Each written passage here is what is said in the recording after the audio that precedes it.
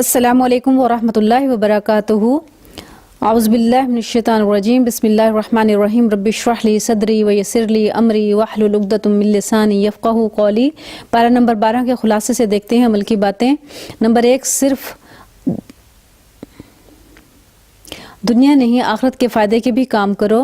Number 2، مایوسی اور کفر سے بچو۔ نمبر 3، صرف اللہ تعالیٰ سے اجر کی امید رکھیں۔ نمبر 4، غفلت کی زندگی سے نکلنا ہے۔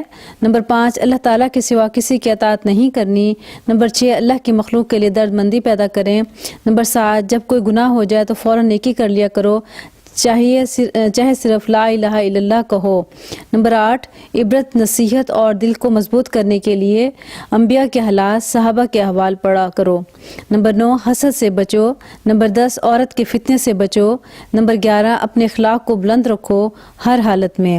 نمبر 12، اچھے اور برے حالات ہر انسان کا امتحان ہے۔ نمبر 13، عاجزی اختیار کرو۔ نمبر 14، اللہ تعالیٰ کی نافرمانی کسی صورت نہیں کرنی۔ اللہ تعالیٰ سے گزارش ہے ان تمام عمل کی باتوں پر جو ہم نے خلاصے سے نکالی ہیں، جو کم از کم ہیں، اس پر ہمیں عمل کرنے کی توفیق اور سعادت نصیب فرمائے اور ہماری کوتاہیوں سے درگزر فرمائے، آمین یا رب العالمین۔ وآخر دعوانا ان الحمد للہ رب العالمین۔ السلام علیکم ورحمۃ اللہ وبرکاتہ۔